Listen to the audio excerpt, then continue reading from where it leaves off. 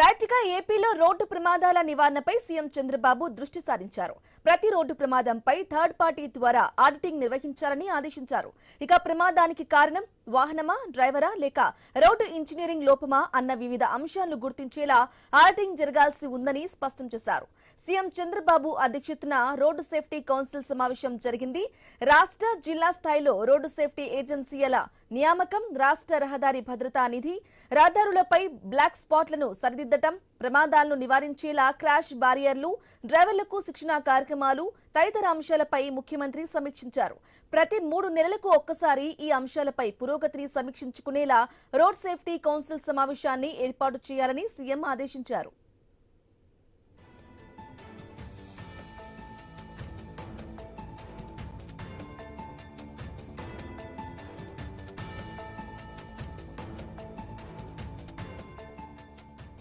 ఇక రహదారి ప్రమాదాల్లో ఏపీ దేశంలో 8వ స్థానంలో ఉండటంపై సీఎం ఆవేదన వ్యక్తం చేశారు.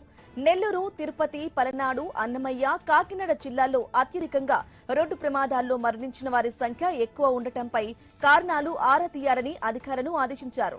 ఓవర్ స్పీడ్ కారణంగా 79%, రాంగ్ సైడ్ డ్రైవింగ్ కారణంగా 3%, మద్యం, మొబైల్ ఫోన్ల కారణంగా 1% చొప్పున ప్రమాదాలు జరుగుతున్నట్లు అధికారులు ముఖ్యమంత్రికి వివరించారు. ఇక జాతీయ రహదారులపై 42% ప్రమాదాలు చోటు చేసుకుంటుంటే రాష్ట్ర రహదారులపై 21% మేర ప్రమాదాలు జరుగుతున్నాయని తెలిపారు.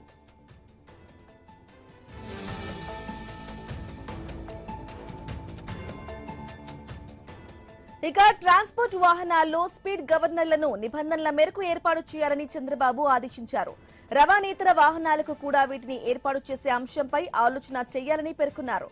వాహనాల వేగాన్ని ఎప్పటికప్పుడు గుర్తించేందుకు జాతీయ రహదారులు, రాష్ట్ర రహదారులపై ఇరువైపులా ప్రతి అర-కిలోమీటరు పరిధిని కవర్ చేసేలా సీసీ కెమెరాలను ఏర్పాటు చేయాలని ఆదేశాలు ఇచ్చారు. ఇక వీటిని ఆర్టీజీఎస్ తో అనుసంధానించడంతో పాటు వెహికల్ ట్రాకింగ్ కోసం ఓ ప్రత్యేక కంట్రోల్ రూమ్ ఏర్పాటు చేసుకోవాలని సూచించారు. ఇక హెచ్చరికలు జారీ చేసిన అమిత వేగంగా ప్రయాణించే వాహనాలను సీజ్ చేయాలన్నారు.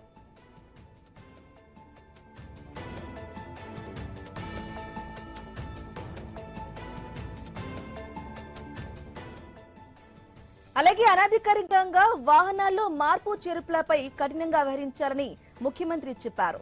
బస్సు బిల్డింగ్ కోడ్ ప్రకారం అనధికార ఆల్టరేషన్ ఉండేందుకు వీల్లేదన్నారు. అనధికారికంగా మార్చేసిన స్లీపర్ బస్సుల కారణంగా ప్రమాదాల తీవ్రత మరింతగా పెరుగుతోందని చెప్పారు. పాఠశాలల బస్సుల్ని కూడా ఎప్పటికప్పుడు తనిఖీ చేస్తున్నామని పేర్కొన్నారు. ఇక డ్రైవింగ్ నిబంధనల్ని ఉల్లంఘనల కేసులో జరిమానాల కంటే ముందు హెచ్చరికలు జారీ చేయాలని సీఎం సూచించారు.